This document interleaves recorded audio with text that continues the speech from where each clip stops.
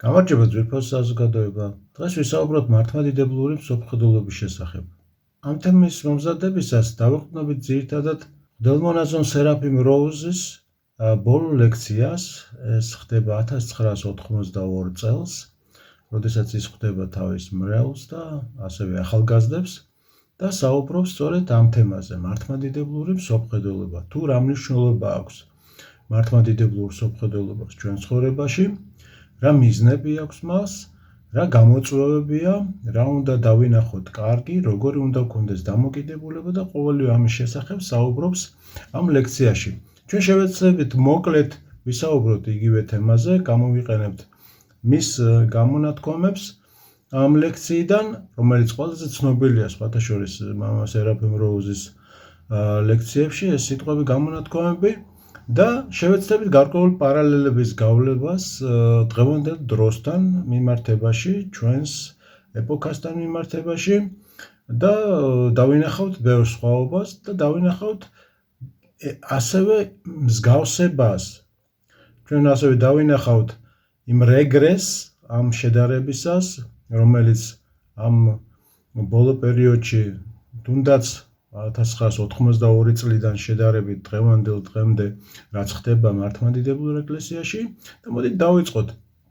ესე იგი, პირველი, როდესაც ის იწყებს საუბარს მართლმადიდებლურ მსოფლმხედველობის შესახებ, მამა სერაფიმი ამბობს, რომ ადრე და გულისხმობს ამას მე-19 საუკუნე და მანამდე მართლმადიდებლურ ქვეყნებში საერთოდ არ იყო საჭირო მართლმადიდებლური მსოფლმხედველობა, რადგანაც ადამიანები ისედაც ცხოვრობდნენ სრულიად მართლმადიდებლობით. ანუ იყვნენ როგორც ერში ჩვეულებრივი ადამიანები მართლმადიდებლური ცხოვრებით ცხოვრობდნენ, დილით დგებოდნენ, ბევრ ოჯახებში იყვნენ მონაზვნები, თითქმის ყველა მეორე ოჯახში იყო ქრისტიანულ ოჯახში მონაზვნები, ჩვენ ვიცით ამის შესახებ და ასევე იყვნენ მმართველები, მართლმადიდებლები, იყვნენ მეფეები, დედოფლები და ერთი სიტყვით ამის საჭიროება არანაირად არ იყო. და შემდეგ ის უკვე იწყებს საუბარს დღევანდელ დროზე, ანუ თავის პერიოდზე, იმ ეპოქაზე, მე-20 საუკუნის ბოლოზე და ის ამბობს, რომ ამჯერად უკვე ჩვენ მართლმადიდებლური მსოფლმხედველობა დაკარგული გვაქვს და ამბობს, რომ აუცილებელია გქონდეს ეს მართლმადიდებლური მსოფლმხედველობა, რომელიც დაგვეხმარება ჩვენ დღევანდელ ცხოვრებაში. და ის ამბობს, რომ აუცილებელია ამისათვის ვიმუშაოთ, შეიქმნას ეს მართლმადიდებლური ცხოვრება, რადგანაც მართლმადიდებლური მსოფლმხედველობა, რადგანაც და აქ არის უკვე მოდის მისი ყველაზე ერთ-ერთი ცნობილი წინადადება, რომელიც ამბობს, რომ თუ ნებისმიერ სიტუაციაში არ ხარ მართლმადიდებელი, მაშინ საერთოდ არ ხარ მართლმადიდებელი. აი ესეთი პერიფრაზია ამ აზრის. ანუ, როდესაც მამა სერაფიმე საუბრობს მართლმადიდებლობაზე, ის პირველ რიგში იწყებს საუბარს იმ დროებაზე, რომელშიც ცხოვრობს, იმ სირთულეებზე და ამბობს, რომ დღეს ადამიანები იყოფა გარკვეულწილად ორ კატეგორიათო რა. ეს არის ადამიანები, რომლებიც ჩვეულებრივი ცხოვრებით ცხოვრობენ ეკლესიის გარეშე, ასევე არიან ადამიანები, რომლებიც აი ესე ვთქვათ, შაბათ-კვირას მხოლოდ მაშინ არიან მართლმადიდებლები და ამითაც უკმაყოფილოა მამა სერაფიმე და ის ამბობს, რომ მართლმადიდებელი არ შეიძლება იყოს ნაწილობრივ. მართლმადიდებელი უნდა ცდილობდეს ნებისმიერი ცხოვრების სიტუაციაში აფასებდეს სიტუაციას მართლმადიდებლური კუთხით. ამას გულისხმობს ის მართლმადიდებლურ მსოფლმხედველობას.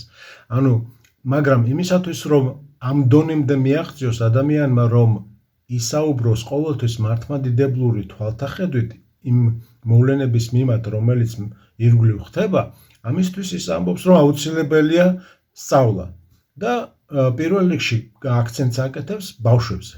აქედან იწყებს და ის ამბობს, რომ განსაკუთრებული ზეწოლაა დღეს ბავშვებზე, რადგანაც სწორედ იციან და გულისხმობს ლიბერალებს ამ შემთხვევაში, იმიტომ რომ იმ ეპოქაში ძირითადად უკვე ლიბერალიზმი აქტიურ ფაზაშია, რო იტყვიან ამერიკაში და ის ამბობს, რომ პირველი დარტყმა და უძლიერესი დარტყმა ხდება სწორედ ბავშვებზე. ამიტომ ჩვენ პირველ ყოვლისა უნდა ვაქცევდეთ ყურადღებას ბავშვებს, უნდა ვიცოდეთ, რას კითხულობს ჩვენი ბავშვები, რითი არიან გართობილი, რა მიზნები აქვთ, როგორ მათთან ერთად ჩაერთო რაღაც ცხოვრებაში, შეიძლება რაღაც ფილმების ყურება მათთან ერთადერთი სიტყვით უნდა იცოდე რაზე ფიქრობს ეს შენი ბავშვი, რადგანაც და შემდეგ სწორი ანალიზი მიდის და უკვე პარალელი რომ გავავლოთ, ის ამბობს რომ დაუშვებელია არ ასწავლიდე ისტორიას. უკვე დაწყებული ეს პერიოდი, როდესაც არ ასწავლენ ისტორიას, რადგანაც ის ამბობს რომ ისტორიას აქვს ესეთი ჩვევა რომ გამეორების და ადამიანი რომელმაც იცის ეს ისტორია კარგად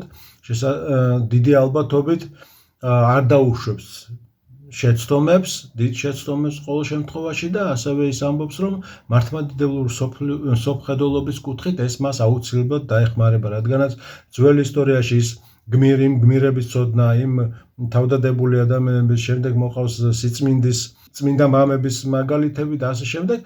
ამის ცოდნა ისტორიული კუთხით, მათ შორის ცნობილი პიროვნებების, დიადი პიროვნებების ცოდნა და მათი განხილვა აძლევს ადამიანს, ბავშვს ამ შემთხვევაში იმ საფუძველს, რომელიც იქნება შემდეგ საწინდარი.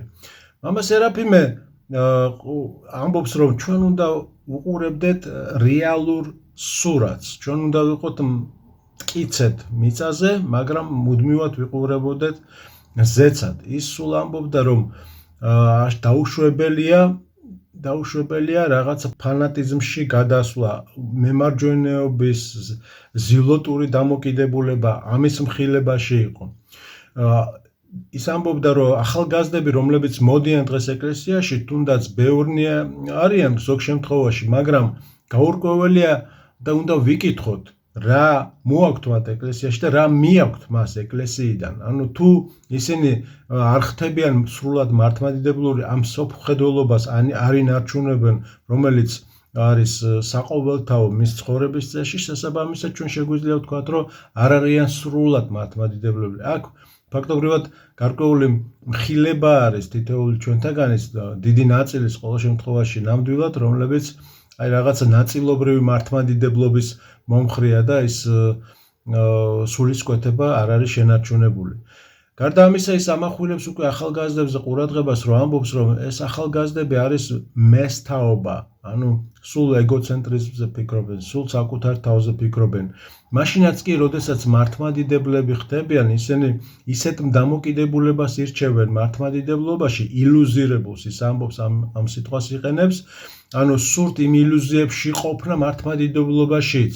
შემდეგ აქ უკვე შემოდის ბუნებრივია მოდერნიზმი, ამაზეც ბევრს საუბრობს, არაუშუალოდ ამ ლექციაზე, ჩვენ ვიცით მამა სერაფიმე როუზი, მაგრამ მისი ნაშრომები ნიჰილიზმი და მოდერნიზმი და ლიბერალიზმის შესახებ ჩვენ კარგად არის ჩვენთვის ცნობილი, ამიტომ ვიცით რას გულისხმობს მამა სერაფიმე სხვადასხვა სიტუაციებში, როდესაც ის განმარტავს ამ ილუზირებულ სამყაროს. სხვათა შორის, როდესაც ჩვენ საუბრობთ ამ ილუზირებულ, ანუ ის ამბობს, რომ ახალგაზრდები ზოგჯერ აი ისიხაზმს მისდევენო, მაგრამ მათთვისო ეს იგივე გართობის დისნეილენდის გაგრძელებაო, ოღონდ სხვა მიმართულებითო. ანუ არასრულად იღებენ ამ მართლმადიდებლურ სულისკვეთებას, არამედ გართობის სული იმდენად ღრმა არის მათში, რომ ესეც შესაძლოა გახდეს გარკვეული გართობის ერთ-ერთი მიდრეკილება და მიმართულებაო.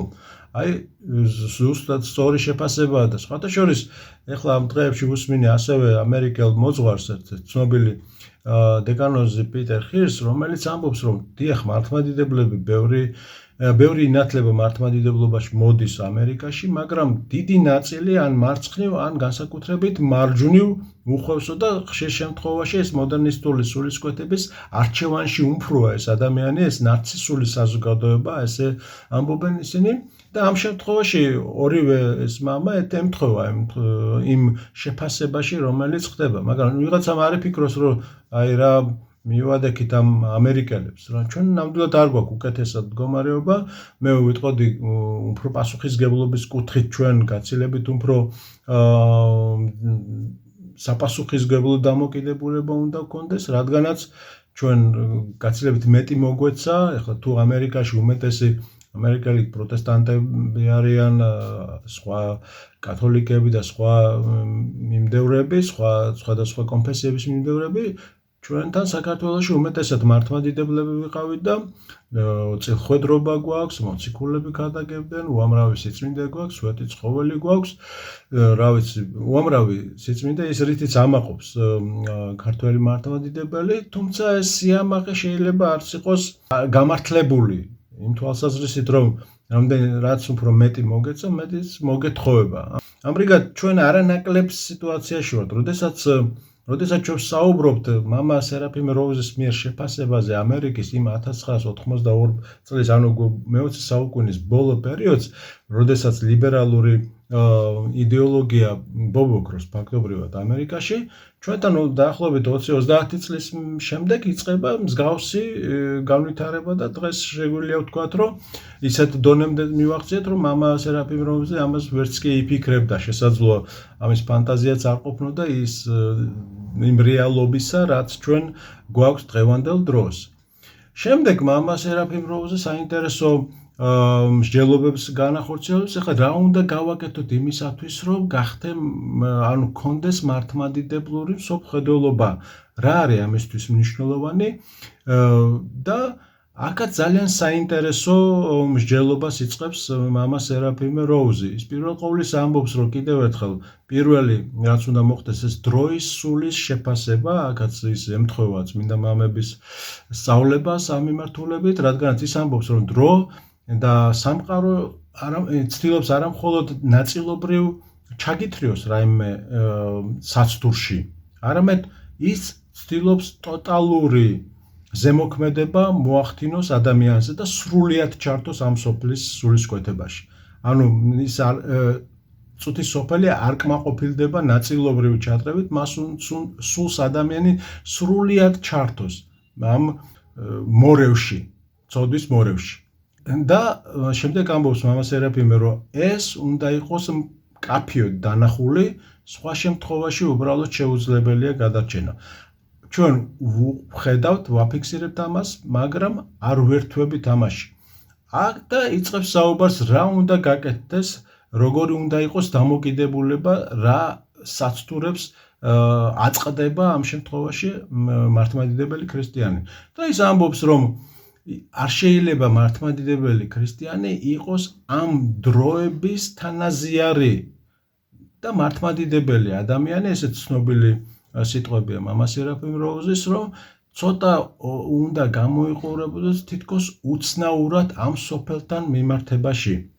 და ეს ამბობს ამას, არის აუცილებელი პირობა. ანუ, როდესაც შენ არ ხარ ამ სოფლიური და ეს ერთ-ერთი მთავარი ძირითადი წიგნი, იცით თქვენ სერაფიმ როუზის ზუსტად ამ სახელწოდებით არის ცნობილი საქართველოში, არა ამ სოფლის საგანი. დიახ, ეს არის მთავარი პირობა, ანუ ადამიანი ოდნავ უცნაური უნდა იყოს. დღევანდელი პირობებში, როდესაც ჩვენ საუბრობთ ამ მართლმადიდებლურ სულისკვეთებაზე, რაზეც სერაფიმ როუზი ამბობს, დიდი ნაწილი, მათ შორის სასულიერო პირების ამას ფანატიზმს ეძახის. რადგანაც სრულ ჩართვას იქ გამორიცხავენ და ჩვენ ამ სოფელში ვცხოვრებთ, რომელშიც გარკვეული დათმობები უნდა ხდებოდეს და სულ ნაწილობრივი ქრისტიანობა, მინიმალური ქრისტიანობა და ამაზე საუბრობს. მამა სერაფიმ როუზი თითქოს ერთი მხრივ ჩანს მკაცრი, მაგრამ მეორე მხრივ პირიქით ის ჩანს უფრო უბრალო, უფრო გამოსავალს თავაზობს, ასე რომ ვთქვათ, და რაში ჩანს ეს გამოსავალი. ის ამბობს, რომ ჩვენ უნდა ვიყოთ მაქსიმალურად თავმდაბლური და მიმღებლური იმ რეალობის, მაგრამ ამავე დროს ის საუკეთესო რაც აქვს ამ სოფელს უნდა ვიყენებდეთ ჩვენი მსოფლმხედველობის, ანუ მართლმადიდებლობის მსოფლმხედველობის გასაუმჯობესებლად. და რას გულისხმობს ახლა იქ საუბრობს, თუ კი უნდა ავარჩიოთ კარგი წიგნები და ეს უნდა ვიკითხოთ და ვაკითხოთ სხვა ადამიანებს, თუ ადამიანი იზრდება კლასიკურ მუსიკაზე, მაგალითად ის მერე ძნელად აყვება იმ აღვირახსნილ მუსიკას და დღეს უკვე ეს ელექტრონულ მუსიკას, რომელიც მუსიკის წოდებაც შეუძლებელია მისთვის, ის ასევე საუბრობს კულტურულ სხვადასხვა გამოვლინებებზე, თუ ეს უყალიბდება ბავშვს და ახალგაზრდას, ის ადვილად აღარ ერევა იმ მორევში, ცოდვილ მორევში. მაგრამ უპირველესი, რასაც ის ამბობს, რაც უნდა იყოს გამოყენებული, ეს არის ეკლესიაში არსებული რესურსი ბუნებრივი აქ ის გულისხმობს საიდუმლოებებში ჩართვას, წიგნების კითხვას და აქვე აკვეთებს კომენტარს, რომ როდესაც ვერთვებით ამ სულიერ ცხოვრებაში, ამ მიმართულებით უნდა შეინარჩუნოს ზომიერება, დაუშვებელია გადახრა როგორც მარცხნივ, ასევე მარჯვნივ. იქ ერთ-ერთ ადგილზე მოყავს მაგალითი იმისა, რომ ის ამბობს, რომ თეოფანე დაყუდებული, როდესაც თარგმნიდა ძველ მამებს, იქ ზოგ შემთხვევაში გამოტოვა ის ადგილები, სადაც საუბარია ლოცვაზე, სადაც პოზის შენარჩუნებაზეა საუბარი, ჯდომის მდგომარეობაზე, სუნთქვის რიტმზე და ასე შემდეგ. ეს ზოგ შემთხვევაში გამოტოვა წმინდა თეოფანე დაყუდებულმა და მამა სერაფიმ როუზი განმარტავს, სწორედ იმიტომ გამოტოვა ეს თარგმანი, რომ ხალხი ამას როგორც შედეგს მიაქცევდა ყურადღებას და მიბაძვას დაიწყებდაო რა. ანუ მარჯვნივ და ხიბლის შესახებ უკვე იწყებს ხიბლის შესახებ გაფრთხილებას, ხიბლის მიერი მდგომარეობის. და შემდეგ ამბობს, რომ დღეს კი უკვე ეს დაიბეჭდა ეს წიგნები, ჩვენ ხედავთ, რომ ყველაფერი უკვე სრული თარგმანებითაა და უკვე ადამიანი ვეღარ არკვევს, რომელია სწორი, მიბაძულობა ხდება იმ გარეგნულის და არა შინაგანის. შემდეგ კიდე ყველაზე მთავარს, რასაც ამბობს მამა სერაფიმ როუზი, ის იყო მომხრე გულითადი მართლმადიდებლობის. გულითად მართლმადიდებლობაში ის გულისხმობდა, რომ ჩვენ უნდა იყო მაქსიმალურად წამდეს გულით შენი სარწმუნოება, რადგანაც გულით გადაეცემა ის სხვა ადამიანს. ანუ სხვა ადამიანი მაშინ ღებულობს შენს სიტყვას, თუ შენ გულით გაქვს ის მაქსიმალურად გააზრებული და შემდეგ გამოთქმული. ამიტომ ამ გულით მართლმადიდებლობას ის დიდ ყურადღებას აქცევს მთელი მისი ცხოვრებაში. მაგრამ ყველაზე კრიტიკული მე შემდეგ უკვე მიდის იმ ანალიზამდე, როდესაც ის ამახვილებს ყურადღებას არსზე მართლმადიდებლობას და როდის ვკარგავთ ჩვენ არს მართლმადიდებლობის, ხო? ის ამბობს, რომ ჩვენ ხედავთ დღეს ბევრ უსამართლობას, ჩვენ ხედავთ ცდომილებებს ეკლესიაში და უცოდინარობას, ზოგ შემთხვევაში სერიოზულ გადახრებსაც კი, მაგრამ თუ ჩვენ ამ შემთხვევაში არ ვიქნებით სულისკვეთებით და არ დავრჩებით მოსიყვარულენი, მაშინ ვკარგავთ არსს. ის ამბობს, რომ თუ ჩვენ ვკითხულობთ მართლმადიდებლურ ლიტერატურას მხოლოდ იმიტომ, რომ შემდეგ ვიტრაბახოთ, რომ ეს მაქვს წაკითხული და ჩვენ ვკარგავთ არსს. თუ ჩვენ ვკითხულობთ კანონებს საეკლესიო და ვსწავლობთ ამ ეკლესიურ კანონებს და ამას ვიყენებთ მხოლოდ იმისთვის, რომ ვანახოთ ადამიანებს, რომ მე კარგი ვარ და აი თქვენ შეცდომა დაუშვით, ასევე ვკარგავთ არსს. ანუ ის ამახვილებს, სწორედ ამაზე ამახვილებს ყურადღებას, რომ შენ ადამიანი უნდა იყოს უფრო მეტად თავმდაბლური, მოსიყვარულე და ამავე დროს ის არ გამორიცხავს ბუნებრივია მხილებით ღვთისმეტყველებას. ჩვენ ეს ვიცით მისი ცხოვრებიდან და მისი მაგალითებიდან. მაგან რო დაწერა როგორც მოდერნიზმის წინააღმდეგ, ისე ლიბერალების, ერესების წინააღმდეგ, უამრავი ნაშრომი გვაქვს, ვიცით, მათ შორის ცნობილი მოდერნისტების წინააღმდეგ, რომლებიც იმ პერიოდში მოღვაწეობდნენ, ეს ცნობილია ჩვენთვის. მაგრამ მამა სერაფიმ როუზმა შეინარჩუნა ეს შუალედი, ეს ოქროს გზა და ამაზე ამახვილებდა ბოლო პერიოდში ყურადღებას და შედეგიც ეს იყო, ნამდვილად გამოიყო. ამან გამოიყო ნამდვილად შედეგი, რადგანაც ადამიანი, რომელიც უსმენს, ხდება უკვე, რომ აი სრული მართლმადიდებლობა, ეს არის სიყვარული, არ იკარგება თავარი არსი და ის ამბობს, რომ მიუხედავად იმისა, რომ ჩვენს მიმართ იქნება სიცრუეები, ცილის წამებები, ჩვენ არ გვაქვს უფლება დავკარგოთ ჩვენი სახე.